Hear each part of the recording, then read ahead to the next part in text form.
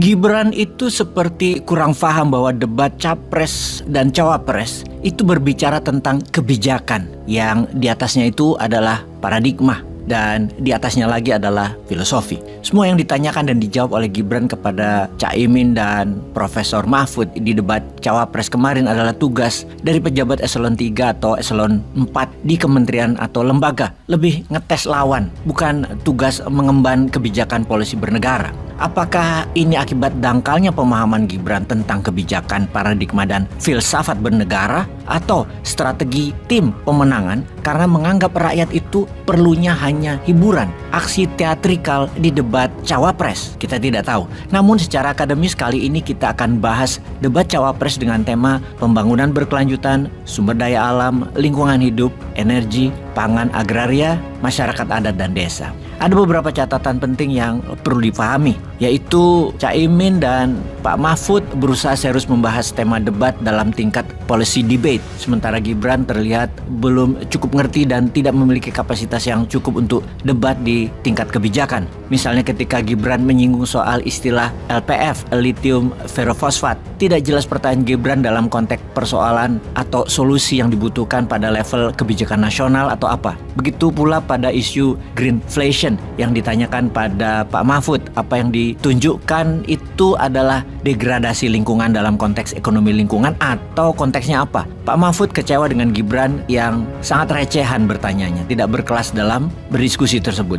Satu hal lagi, isu bioregional yang diangkat Muhaimin sebagai basis pembangunan dijawab Gibran dengan isu pemerataan pembangunan di Indonesia secara umum, bukan bioregional based planning. Muhaimin dan Profesor Mahfud menyoroti kegagalan pembangunan Jokowi. Keduanya mengatakan Jokowi gagal dalam membangun kemandirian pangan, redistribusi lahan, menjaga kemandirian desa, dan mengejar transisi energi. Dikatakan gagal. Mahfud dan Muhaimin juga sepakat terjadi kegagalan dalam pembangunan sektor agraria, baik merujuk pada UU PA maupun fakta terjadinya konflik agraria yang semakin membesar. Muhaimin juga mempersoalkan agenda redistribusi lahan yang tidak ada. Mahfud menyinggung kesenjangan kepemilikan lahan konglomerat dibandingkan dengan petani. Namun Gibran menjawab kesuksesan Jokowi dengan pembagian sertifikat, maksudnya sertifikat lahan. Tentunya ini bukan jawaban reformasi agraria. Muhaimin menambahkan persoalan hak-hak adat yang harus dilindungi dengan mempercepat undang-undang terkait hukum adat. Jangan seperti rezim yang selalu menampilkan seremonial penggunaan baju adat secara periodik namun masyarakat adat disingkirkan.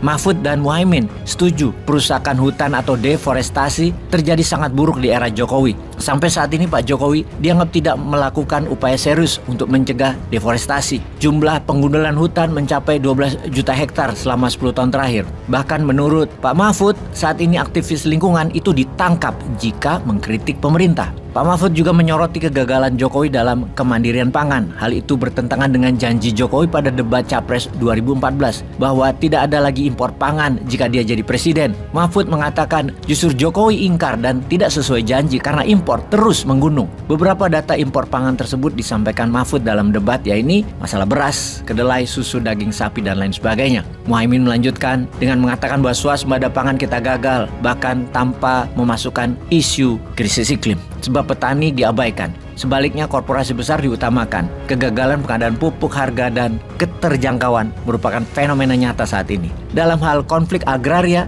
dan berkembangnya illegal mining, Mahfud menekankan bahwa semua ini tanggung jawab pemerintah dan khususnya aparatur yang membiarkan mafia-mafia tersebut berkuasa. Kerusakan iklim dengan deforestasi jutaan hektar lahan terus berlanjut di era Jokowi, tidak ada keinginan untuk memperbaiki. Urusan mafia-mafia penguasaan lahan tersebut yang dikatakan Pak Mahfud, Gibran menjawab, cabut aja hak tanah atau IUP yang ilegal. Lah, ilegal yang nggak punya IUP, Mas, apa yang dicabut? Bagaimana sih? Mahfud mengatakan bahwa justru pemerintah saat ini melindungi mafia-mafia tambang dengan menghalangi prinsip-prinsip keterbukaan informasi dan pembiaran oleh aparat. Menurut Mahfud, langkah penting adalah negara harus membuka siapa-siapa memiliki lahan-lahan di Indonesia, termasuk yang melakukan penguasaan secara ilegal. Kedua, pedang hukum jangan lagi tumpul. Hilirisasi Jokowi yang dibanggakan Gibran sebagai program strategis dalam memajukan bangsa serta menciptakan lapangan kerja, menurut Muhaimin dilakukan secara ugal-ugalan, tidak mensejahterakan penduduk lokal dan mendatangkan tenaga kerja asing yang banyak. Muhaimin mengatakan bahwa eksplorasi alam untuk pembangunan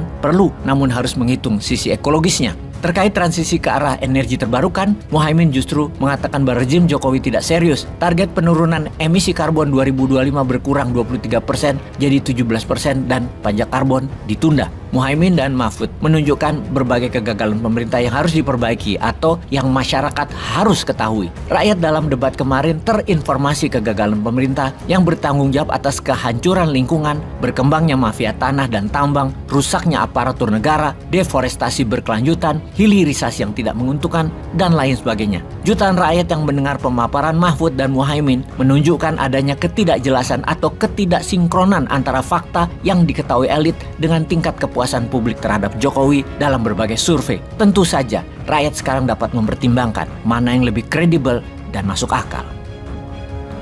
Peace.